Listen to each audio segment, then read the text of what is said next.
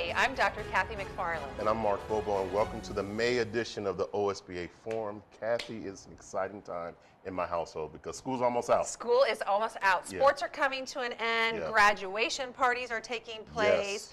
It's exciting. It's exciting. The weather's changing, and I always like to talk to the kiddos that live in my neighborhood, and it sounds like they had a really great school year. So big thank you to all the teachers out there and all the administrators that support our students every day. Yeah, my daughter came to me this morning and said the countdown is down to 3. Wow. After today, 3 days left. And of course, the junior came downstairs and said, I have 3 days to get these grades together. Okay. So, So simple things like that. Yeah. So do they still do field day and oh, yes. This events? Field day will be on Thursday for the little one, and the 6th grader had his field day earlier this week. So it's an exciting time. That was my favorite day. Oh, yeah. Hands down favorite day. Thinking about nothing but fun. So it's an exciting time here in the state of Ohio. And again, we're excited to be here for the May edition of the OSBA Forum. You know, at OSBA, we are still committed to being that leading voice in the support of public education here in the state of Ohio. And this forum is yet another example of the support and advocacy that we're providing to you, our membership. And Kathy, we're really excited to have a great guest with us here today. Who do we have with us? Yes, Mark, we're excited to introduce Mr. Paul LaRue, President of the State Board of Education. In 1985, Paul entered the classroom as a high school social studies teacher at Washington Courthouse High School, where he remained for 29 years. Paul also was the varsity wrestling coach, leading his team to 2 Southeast Division II sectional wrestling titles. Paul has been the recipient of numerous state and national teaching awards, including American Legion Ohio Educator of the Year, Veterans of Foreign Wars Ohio Teacher of the Year, and the Ohio Daughters of American Revolution American History Teacher of the Year. Gosh, he's busy. Now listen to this. Nationally recognized, Paul received Time Warner's National Teacher Award, the History Channel's First Place Innovation in History Education, and the African American Civil War Memorial Teacher of the Year. Since retiring, Paul has continued, which is so great, to work with social studies teachers and create educational content for the Ohio World War I Centennial, the Black History Bulletin, and the National Park Service. He also serves on the editorial board of the Black History Bulletin. And Paul and his wife, Kathleen, live in Washington Courthouse. Paul, thank you so much for joining us today. Thanks, Kathy. Thanks, Mark. It's great to be here. Yeah, so let's talk a little bit about, before we get into the business, You're right. Talk to us about those 29 years in that classroom.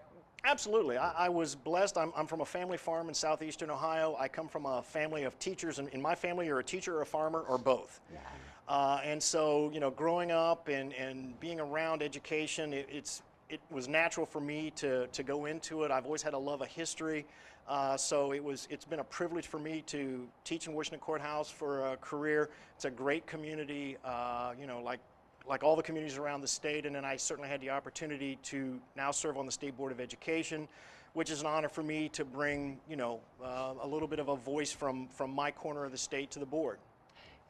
Was it a working farm? What kind of farm was it? Yeah, it's a hill farm.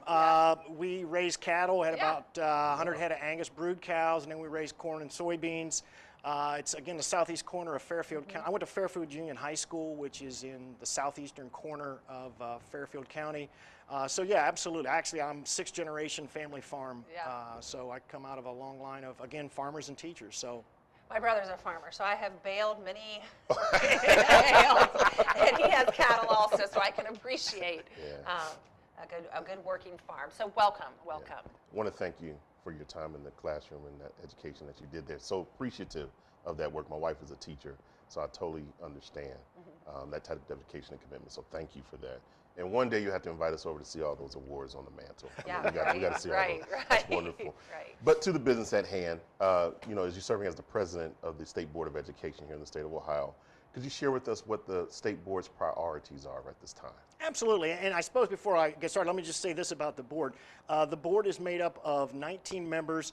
It's a wonderful group. We're a very diverse group, geographically, different parts of the state. I'm so proud and honored to serve with the board, but I might mention today I'm speaking on behalf of myself. I'm not speaking on behalf of the board. I'm just here as a person who's been in education for 40 plus years, talking a little bit about it, but I'm so blessed and honored to serve with the folks that I do on the State Board of Education. We appreciate it. Yeah, certainly. Yes, you had asked me about the priorities. Last fall, as part of our budget, as we were working up towards the budget, we came up with 4 priorities that we felt very strongly about: literacy, learning acceleration, career development, and support of the business advisory councils. And so those four priorities, what brought it down to those four things? We think those are all important, but I'm sure there was a number of things that came across you all's table. How did you all kind of drill down to those four priorities? Absolutely. You know, a lot of it, I think, came from what lessons learned from the pandemic, things that we've seen, and again, and for me, it's exciting because I think a lot of people are using those same priorities. We're for the first time, or one of the times in education, we're all kind of saying the same things. And again, literacy, just, you know, you just start with that piece, and it's so daggone important. So it's, you know, those were things that the board, and again, this was actually the budget committee last year on the board said, these are our priorities, and actually went to, you know, to the executive budget saying, this is where we think the money should go. Wow. And so, in that vein, with the state board now having just selected a second interim superintendent, Dr. Chris Willard, if I'm correct. If you could just tell us a little bit about him and that selection process. Absolutely, that's a great question, Mark. And it is Dr. Chris Willard. Many folks that have, he's been with the department for probably close to 20 years. He has been the chief program officer recently, and so he's been a face that many school districts would be familiar with. He also has given testimony at the State House. I worked a lot with Dr. Willard last year. I chaired the Performance and Impact Committee, and that was one of the groups that he worked with. And so he's, you know, I think he's the right pick at the right time, and I think he'll do a great job as interim. Although I must say, you know, it was sad to lose Dr. Siddons. Dr. Siddons was wonderful. She had done a fantastic job. I'm extremely happy for her, and actually for the Upper Arlington schools. You know, our loss is certainly their gain. So I'm excited. I'm excited for Dr. Willard's time, but I'm always, you know, in education we're used to seeing people come and go, and I mean that's, you know. Yeah, we have such respect for Dr. Siddons. Certainly. So good for you, Upper Arlington, for getting a great, a rock star, Certainly. quite honestly. So, all right, so you have an interim, but you're going to be looking for a permanent superintendent, yes? And I think one of the questions out there is, why is it taking so long? Great question. You know, one of the things that the Ohio Constitution says is literally the State Board of Education's job is to select the state superintendent. And obviously this process has drug on for, you know, far too long.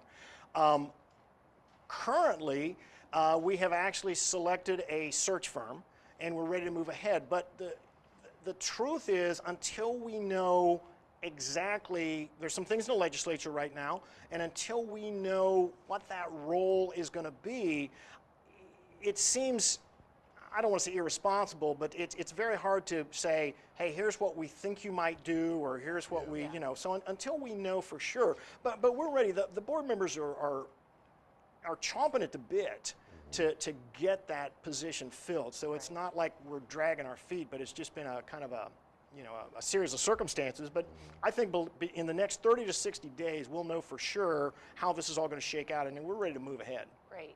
Okay. Yeah. You want me to go? Yeah. Okay. I just didn't know if you wanted to ask the bills. So let's shift gears a little bit. What does the board think of the current budget proposals? Well, we're excited. You know, the executive budget, and again, you know, the governor was very generous with the same priorities we talked about, you know, literacy, learning acceleration, I mean, and the legislature as well. So as far as the budget itself goes, you know, and I mean, the House is using slightly different numbers than the Senate, which is slightly different, but it's, again, as a longtime person in education, for everybody to basically be saying, yeah, literacy is a priority. Right. You know, learning acceleration is a priority. So it's more a question of how much money is going to go where, but to me, it's exciting to hear people all saying the same thing. Yeah. And we've always said, show me your budget, and I'll show you where your priorities That's are. right. Yeah. So. And so you continue to mention literacy. What exactly does that look like? You know, we said it's a priority for the state board, but what does that look like from the board's perspective? Great question. And of course, again, a lot of this comes through the State House. You know, last year we put the literacy guide together, or I'm sorry, the dyslexia guide. And part of that was as part of the literacy outreach work. We want districts, and we want to support districts, and I think that's one of the things, you know, we have 600 plus, you know, public districts in the state of Ohio with a state that has local control, and again, I'm a country person, so I very much resonate to, you know, local districts and the work that boards are doing, but we want to support that with the science of reading and with, you know, with materials and with things that are going to help teachers do that heavy lift to get those students where they need to be. Yeah, so with that said, you spoke about how there's different things in the legislatures, and of course there's some challenges there, right? Specifically, Senate Bill 1 and House Bill 12, which essentially will take some of the vested powers that are presently with the State Board of Education and transfer them over to a potential new department, I believe the Department of Workforce Development. Can you kind of talk about the State Board's thoughts on that potential transition? Absolutely, Mark, and that's a great, that's probably one of the most, topics that is most top of mind right now, certainly for the board. And it is an interesting time. The State Board, as I mentioned, has been around for 70 years. It was established in 1953, so it's kind of interesting that we've been in this position for a number of years, and I think the board does really strong work with transparency, with public participation and things like that, so I couldn't be more proud of that. So I think the board, in fact, 2 months ago had a resolution actually supporting the transparency and the role that the board has. I will say, to be fully transparent, I did not vote for that because, to be honest, I personally, if there's a way we can reorganize the Department of Education in a better way, I'm open to that. Now, maybe that's the old coach in me. Sometimes you do things a certain way and you figure out, hey, maybe we better try something different. If it sounds like I'm talking out of both sides of my mouth, it's really not. I'm incredibly proud and supportive of the work that we do. But if, in fact, there's a better way, if we can help students and teachers and their families do it, I'm open to that. Did you get pushback for that? Was it confusing to some people? I think so. And to be honest, and it's the way the board is composed, part of it is, we have 11 elected members and 8 appointed members. Right. I'm a appointee of the governor.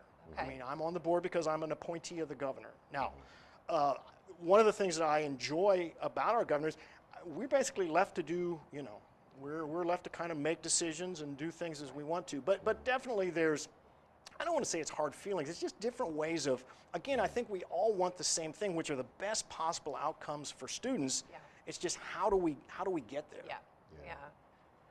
So as a former teacher and principal, anytime you talk about retaining a child, right, having a child maybe do a grade again or experience again, brings me to our next question, which is, what's the State Board's position on the 3rd grade retention?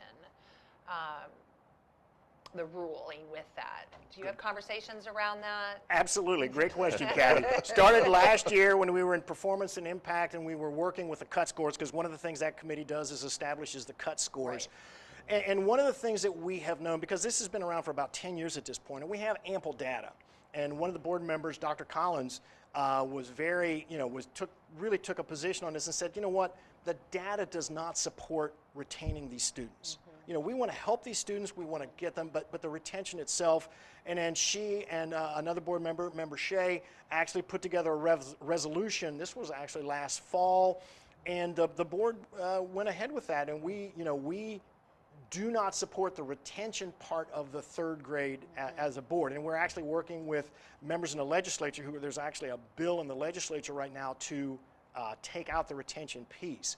The data, the science just does not seem to support the idea of holding students back. It supports the resources, right? The interventions that are put into 100%. place, 100%. That when you kind of rethink and redo things, that's what works. But it is that retention piece that can be very controversial. So thank you for that input. When you're talking about the retention piece of the legislation and talking about literacy, obviously the science of reading is a major topic in public education here in the state of Ohio. Can you give us just some understanding of the science of reading, but specifically, is it mandate, recommendation? What are we supposed to do? Again, great question, Mark, because this is one of the things that we hear from our local districts. I mean, they're like, hey, we've been doing some good stuff, right, and now you're telling us. So the science of reading is a series of practices, and the Ohio Department of Education, not to sound like a shill for the department, but Melissa Weber-Mayer is a wonderful outreach resource on literacy, and she's fantastic. And one of the things that the science of reading teaches, there's a series of steps and things, and so there are certain materials that are more closely aligned to the science of reading. It's not and when I first heard it, I thought, well, there's this one book or there's this one. It's really a series of things, and what we want to do is support districts in their literacy work to help them, get to where they need to be. So with it, a lot of people say, we're doing great things in our district already. Here's something that we might be forced to do. I think what I'm hearing you saying, though, is that you support the local districts doing what's best for kids where they are. Absolutely. Yeah. I mean, that's the local control. And maybe this is from me being a classroom teacher. Sure. The person that generally knows it best is the person that's the closest to the students. Whether it's a classroom teacher or the local. That's why, your school boards, your local boards are such they're such a resource because they have that knowledge. So I feel like the department and the state board, we should be there to, we're a resource. We're there to support. I'm not, personally, again, this is personal, I'm not big on mandating, because generally one size doesn't fit all. Right. Do you guys remember block scheduling? Oh, yes, we tried it. We did block scheduling, and we went to a 2-hour block. Yeah. So one year we were doing 42-minute periods, and next year we were doing 2-hour blocks. Science teachers loved it. Right. Math teachers hated it. And social studies, we were kind of in the middle. Right. And so I always think about block scheduling as a good example of, and so if districts are doing things that are working, by golly, we want to support them. Right. I think you're up. Am I? Yeah. Yes. So we're making it work. No. So your vision for public education, how does that support the work of the Ohio School Board Association and our membership? Absolutely, and it really goes back to the conversation we were just having with literacy, and that is we want to support districts to run themselves. I was recently at the Chorus, which is the coalition of rural and Appalachian schools, and what the superintendents say is, let us run our business.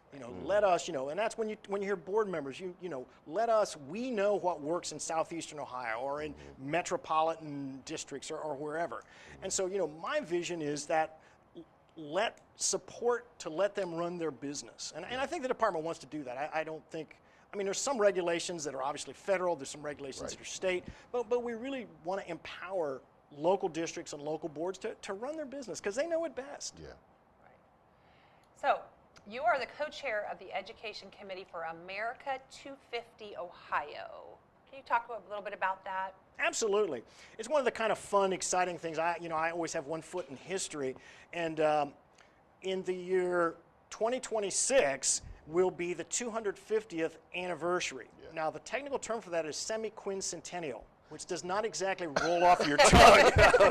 Yeah, say that 3 times. Right. So we like to say Ohio 250 because it comes off. But we're really excited about communities getting involved and schools and, hopefully there's some educational components as resources, not something we're going to mandate, but things, because Ohio has a really interesting and unique history.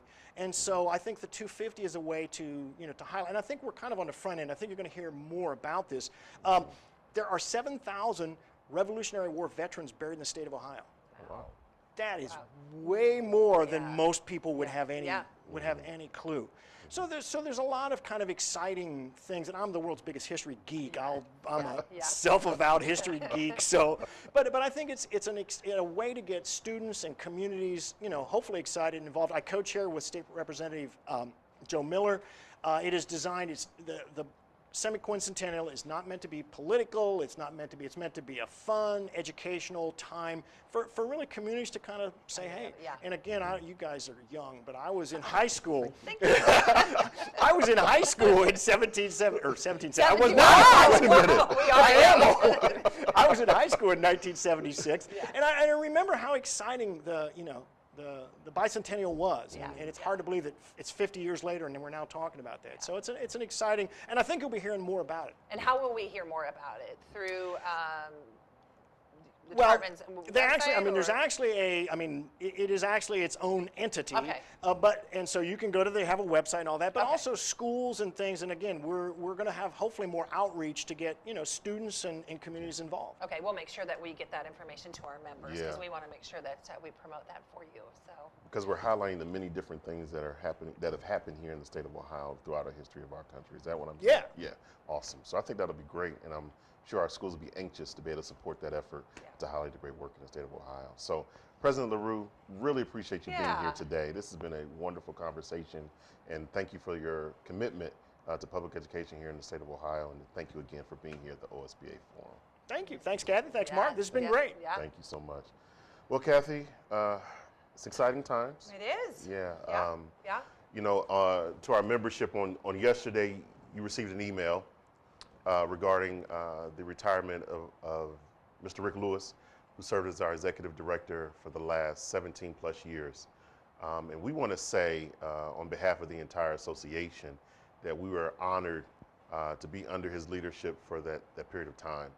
Rick Lewis has meant a lot to us as an association and to our membership. His many years of support and advocacy on behalf of public education and directly to our members cannot be understated. So Rick, we hope you're watching. We want you to know how much we appreciate you. Thank you for your leadership. Thank you for your care and concern for us, even as a staff. Really appreciate all the work that Rick did for us. Yeah. Yesterday was a hard day. I Yes. mean, a proud It's day. tough. I guess he's done such great work here in the state of Ohio and for public education. But it's always hard when a great leader transitions out of an organization. So as Mark says, Rick, thank you from the OSBA team, and especially from me. For 6 years, he served as my mentor and my leader. So what a great experience, and I've grown tremendously under his leadership. And at the same time, we're excited as we start a new chapter here at the Ohio School Board Association to welcome and support our new executive director, Dr. Kathy McFarland. Can you believe it? My woo is not as good as yours. I tried it though. I tried it. Thank you, Mark. But no, we're excited about this next chapter and this next phase for the Ohio School Board Association. And Kathy, on behalf of the staff, you have all of our support as we move forward in this next time. And I would ask you to give us a list of all your priorities right now, but I'm not going to do that. I'm not going to do that. But 90-day plan. Yeah, but Kathy, just share some words with us as we take this Mark, next step. I've been in education for 32 years now, and two things that I have found. First of all, working with teams, love it. I love working with teams that have such a great mission, and so the OSBA team is here. We work hard to support our members, and then the second greatest thing is that we're serving students, and that's as long as students are in my job description.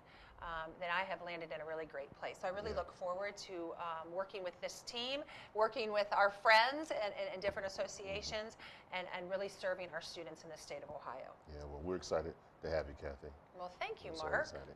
So just a quick note, the forum is going on summer break as well. Wow. We'll be back. We'll be back at the end of August to come back again and to bring the most pressing topics to you and make sure that we have the decision makers, the policy makers, those who really impact public education, make sure we have them on the forefront to have them with you. So Kathy, any last word for our membership? Hey, enjoy the summertime. Make sure you keep your eyes on those kiddos so that we have a safe summer. Definitely. But thank you so much for all you do for all of our students.